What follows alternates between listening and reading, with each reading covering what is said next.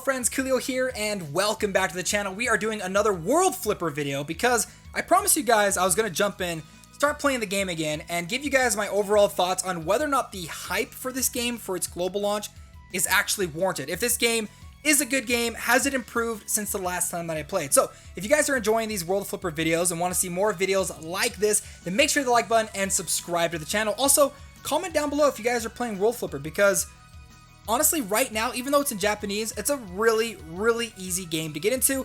And that's kind of my #1 point right now on, yeah, I do think this game is worth playing. And one of the reasons why I'm super pumped for this game to officially launch is because of how easy the game is. It's really easy to get into, but it's difficult to master. And I love games like that. So what we're going to do is we're going to jump in.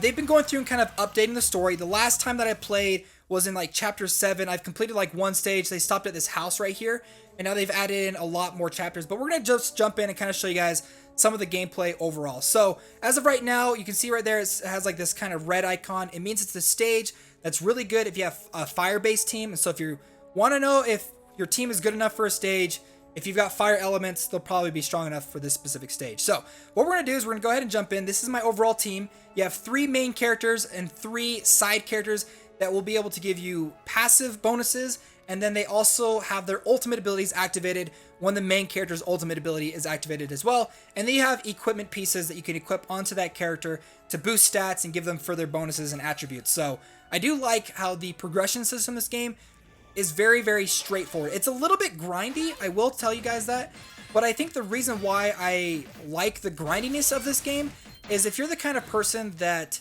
doesn't want to spend money, the game gives you that opportunity to still stay ahead by spending time. So if you don't have the money, if you have the time, you can go through, you can go like level up, max out characters within a day. If you get a brand new character in this game, you can probably max that character out in a single day and put them on your team. And I do love that. So this is the overall gameplay. I have it on auto skills and everything like that, but we're gonna go ahead and turn that off. Sometimes I usually play with the auto flippers turned on and the skill turned off, because there is ways that you can kind of go through and activate your skills in certain orders, in certain order to make it better. So basically when it comes down to playing, you want to, you know, it's a whatever this pinball game, you know, it's pretty simple. You just make sure that your team is attacking the enemy. But now that we've got our skills activated, we can kind of go through and use them. So each skill down at the bottom, you'll see a meter that's kind of glowing right now, represents which way you want to slide. So if I want my first character, the far left character, to activate his skill, I'll slide to the left, activating his ability, which I actually ended up using it at the wrong time. And if I want the secondary character, swipe up, deal tons of damage, and then if I want the next character, swipe to the right.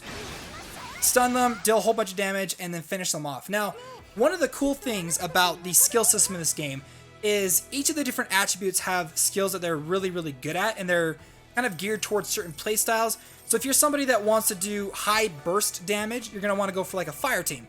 If you're somebody that likes to stun the enemy and do like high single target damage or like field-wide damage at a single time, then the lightning team is great for you. If you're somebody that likes offense and defense, the dark and light teams are both really great. If you like high mobility and just moving all over the place and also keeping yourself healed and like not taking as much damage, then the wind team is for you. So I really like that. It's really cool how you can mix and match all that stuff together. And we got some materials. We've completed that stage. We've got some in-game gems, and then we can move on with the rest of the story. So we're going to go ahead and go to the next one. I'll show you guys a little bit of the story. Obviously, it's in Japanese, so I don't really know what's going on. But I do want to show you guys how the story kind of plays out and what it looks like when you're kind of going through it. So they got it voice acted. You can see the characters. You can see like their pixel art. And honestly, like for me personally, when I first saw like the little pixel art characters, I wasn't super pumped about them. I didn't really like them. But then as you play the game and see their animations and stuff, things like really pick up. So that's the story. We're going to go ahead and just skip it. We're not going to worry about it right now. But what I do want to go through is hopefully be able to show you guys a little bit of co-op gameplay. So if you're going through a specific stage and it just gets too difficult for you, if you're not able to complete it, you can join up and team up with other players. So what we're going to do, we're not going to jump into like a really high level dungeon right now. These like pumpkin events that's going on right now, I highly recommend you have like a full dark team. And in fact, there is one single character that does like an insane amount of damage. We're not going to worry about that now. We're just going to jump into a basic multiplayer match. We're going to go ahead and send out our alerts. So basically there's a little like icon up here at the top that you guys can see I'm touching. It's a bell icon. The bell icon will turn blue when people are ready to jump in and play with you, or somebody wants you to play with them. So you can click on it, join them, and co-op gameplay in this is really easy. So I'm going to keep my skill not activated. I'm not going to turn it on right now. Now, it looks like my teammates have people that activate their skills really fast. But I do want to talk to you guys about a couple of other gameplay mechanics that this game has going for it in terms of how you want to build your teams. Because there's a couple of different ways that you can do damage. So the basic way of doing damage, which is really good for like fire-based teams and like dark-based teams and stuff like that, is just simple hit damage. When your characters hit the enemy, you deal damage, okay? If you have a elemental advantage, you'll deal an extra like 1.5, I think, or 2 times damage to the enemy. Now, another way that you can do a lot of damage is through skill activation, which is when you go and you activate your character's abilities.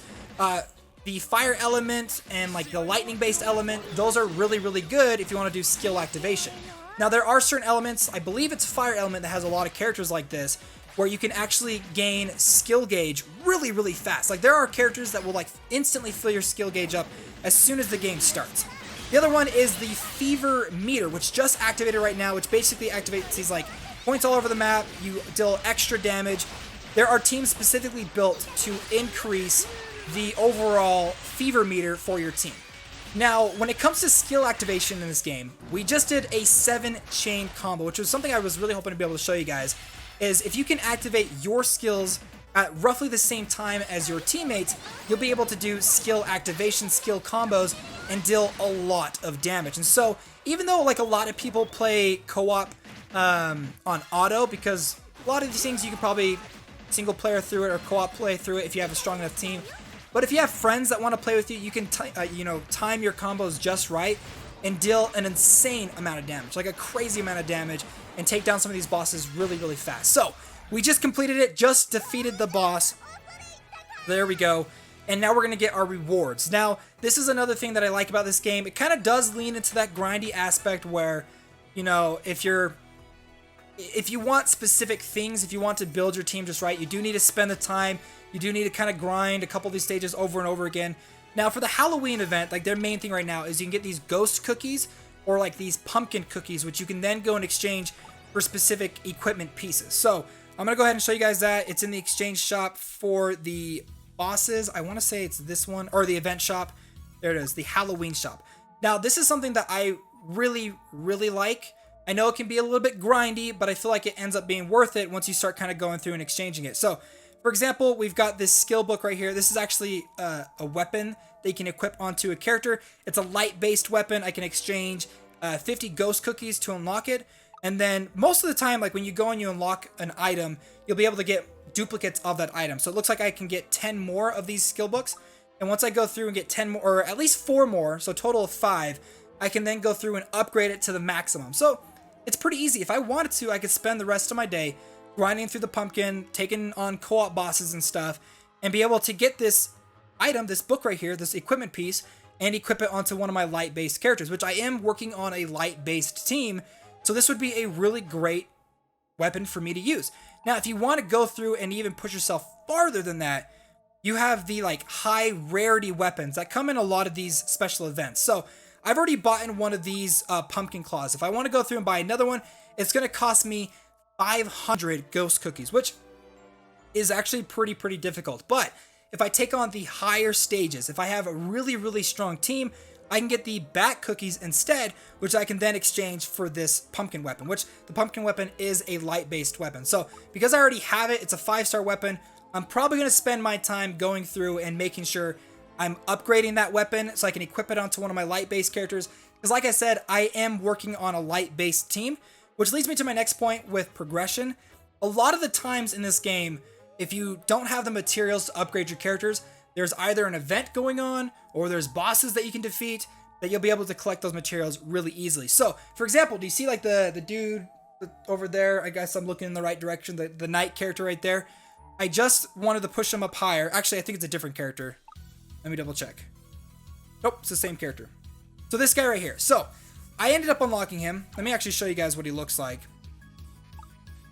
That's what he looks like right there, okay? He's a dope character. I think he looks great, and I just added him onto my light team. I had him at level 1 a few hours ago, and I've already got him to level 78.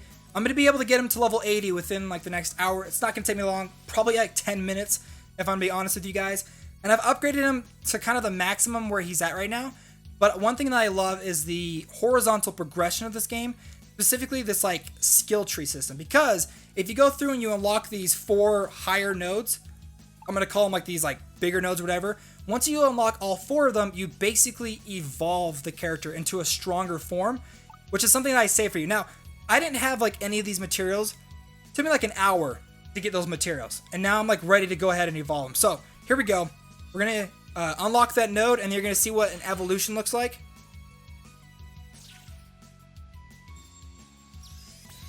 Boom! Look at that. He's like, yo, bring it on. So yes, if you guys know me, I am a huge fan of visual progression for characters. And so here's the main kind of horizontal progression. Again, this is something that's going to take a little bit of grinding to get through, but I think you could probably complete a character's, like a brand new character, probably within like 2 or 3 days to be able to go through this. You also have like storybooks that you can unlock too, which you can then go and read the stories of those characters and give you more premium currency. But those are kind of my overall thoughts on the game. I wanted to go through and kind of give you guys a general idea of how the game plays, how the progression works, and the team that I currently have set up. Now, this is the Halloween character that I got just recently, and like I said, it took me like just a few days to go through and almost completely max her out. Now I'm gonna have to go get a couple of more duplicates and stuff to really push her up to level 100, but she's good to go. She's ready to go. I've added her onto my main team. It didn't take me that long, and yeah, so it's pretty great. So I love World Flipper. It's one of my most anticipated games now because I didn't think it was going to come globally, but I wanted to give you guys kind of a little bit of a heads up on how the game plays, my overall thoughts, and do I think the hype for this game is warranted?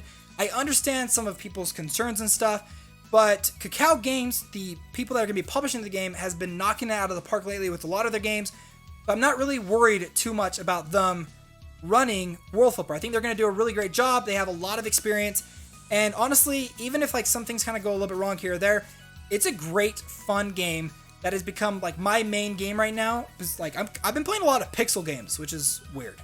But yeah, there you guys go. Yes, I think the hype is warranted for this game. I'm super pumped. I'm going to be playing it and giving you guys some more videos. If there's any specific videos you guys want, like a full English guide on how to play the game, like a reroll guide, which I have one, but I might do an updated one, let me know down below in the comments. Guys, thanks so much for watching. My name's Koolio, and I'll see you next time.